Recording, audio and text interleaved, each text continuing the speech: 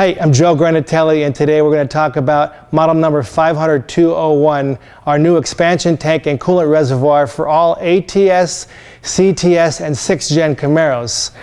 We offer it both polished and black wrinkle, with and without a logo.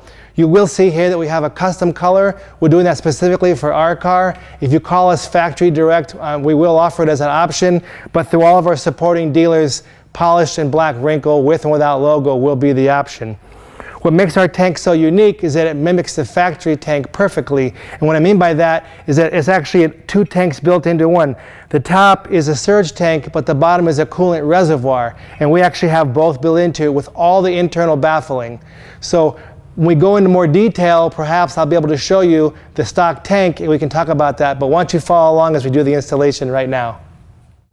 Okay, so let's begin the installation, and today we're going to do the install on the new 6th Gen Camaro. The first thing we got to do is we got to remove the shock tower support brace, and that's held in by 2 on each side, so 4 total 13mm bolts. So let me grab my socket here and I'll remove those.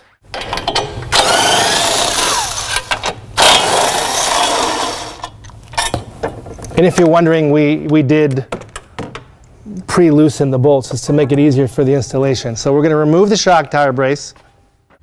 All right, so the next thing we're going to do now is we're going to focus on how to remove the factory tank. So the first thing I recommend is make sure the engine's cool, obviously. You're going to remove the cap, which you don't use anymore, by the way. We supply a cap with the kit. And we're just going to remove a little bit of the stock fluid, which is going to make it easier when we take the tank out. It'll make it a little less messy. And the idea here is just to be below the line, below the hose line. Even this hose back here, it will have a little bit of residue in it, so I'm shaking it now to get a little bit of extra out. And all this is going to go straight back in. Even with that said and done, just to be precautious, I'm gonna cramp this off. So I'm going to use these fancy crimpers called hemostats, but again, not necessary. I'm just doing it for the video, and I would recommend it, but it doesn't seem like you really need to do it. Okay, so the next thing we're going to do is we're going to remove these 2 clamps. So slide them back. So we're going to just crimp them and then slide them back just enough to get past the nipple. And then we're just going to remove the hoses. See, so by crimping it, we prevent leakage, hopefully.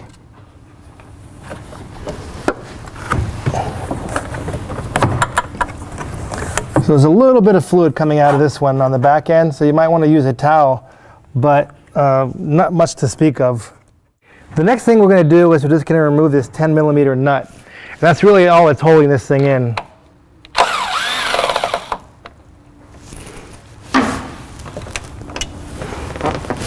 And then we just remove the tank. It comes straight out. All right, so the next thing we're going to do now is we're going to compare the factory tank to the Granatelli tank so you can get a little more detail on what we have to offer. So what you're looking at here is the stock tank. Like we talked about, there's the upper expansion portion, and then there's the lower actual reservoir itself. And these tanks are actually independent of each other. They have 2 different fill locations. So the same can be said with our design.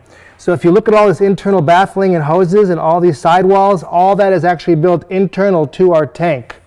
Also right down to the vents. You see these 2 little vent holes? Well, those vent holes actually mimic the factory vent. So there's a vent for this chamber, a vent for this chamber, and then the upper does its own thing. So what we're going to do now is we're going to transfer the grommet and the cap over to our tank, and then we'll move on.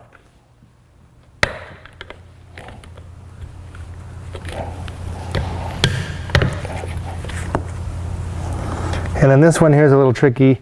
Just push it and pull at the same time. And it comes right out. Just make it nice and straight. Okay, now when we push this on, we want to make sure that we get this tab all the way over so it looks just like the factory. So you're just going to kind of move it around the nipple.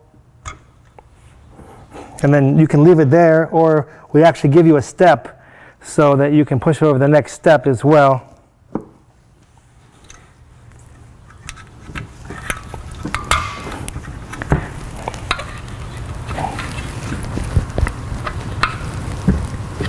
like that. Now the next thing we're going to do is we're going to turn it around, and I'm going to show you a simple procedure. Well, nothing simple, but what we're going to do is we're going to pop this off, pop our lid off again, and we're going to transfer fluid from the old tank to the new tank. And this is what the Petcock valve is for. The Petcock valve allows us to, since we can't see it anymore, we now put a Petcock valve in there. So when you fill this up, you're going to fill it up just so this barely dribbles out. And we can transfer fluid from this one into here, or you can just buy new fluid. You're going to have to buy a little bit of fluid anyway, but I'm going to attempt to transfer as much of it as I can.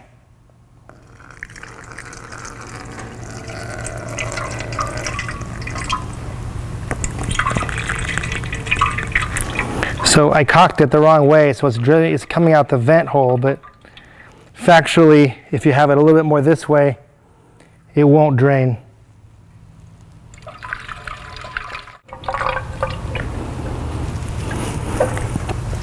So now we're essentially done with the stock tank.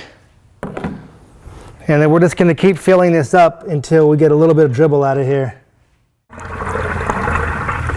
Okay, so now we know we're at the proper area. Now we're just going to tighten this up, and we're done. We're ready for the installation. Okay, so what we're going to do now is we're going to install the red tank into the red car. When we were talking about that over there on the installation video and how to transfer fluid, I was using the black tank, but I didn't want you to think I was pulling a bait and switch on you. So I've now done the same procedure with the red tank. We're going to install the red tank in the red car, and we'll put this one in our CTSV in another video. And this one just drops straight back in. Again, we moved our grommet, so this one, this hole, and these holes, these three holes index together. So as I drop it in, I'm cognizant of the top hole, and then once I get the top one lined up, the bottom two just drop straight down in. It's pretty simple. You'll know when it's in because it locks itself in real nice. So the tank's in. Now we're just going to transfer. Now we'll do this in reverse. We're going to put our 10mm bolt back, our nut back on. Snug it down. Doesn't have to be over tight.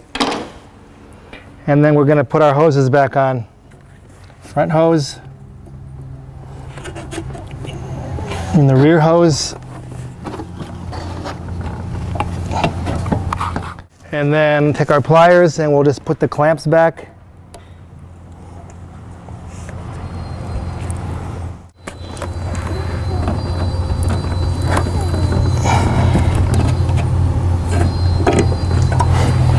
The last thing I'm going to do, which it's kind of hard to see, is I'm just going to take this wiring harness right here, and the wiring harness has a little grommet on it. I'm just going to push that right back in the sock hole. And essentially we're done. Now we just have to add fluid.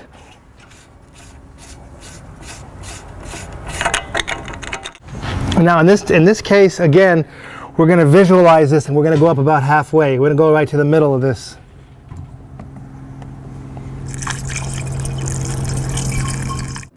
The last thing that we're going to talk about, again, we include the radiator cap. We include a 21 PSI cap in the kit. And so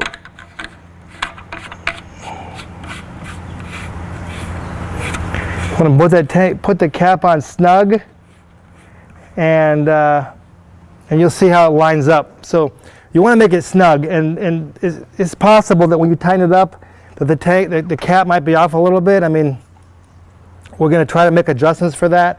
But what we did do is we came up with a decorative cap. And now you can decide whether you use the Granatelli logo or whether we have them with no logo. You can put that on straight so that it lines up with the front of the car, or if you want to match the Camaro, you can go this way and make it so it matches the logo that way. It's really up to you. Again, if you have no logo, then obviously it doesn't really make a difference how you put on here unless you're critical to where you want the little finger spots. But I'm thinking it looks better this way, so I'm going to put it straight down this way.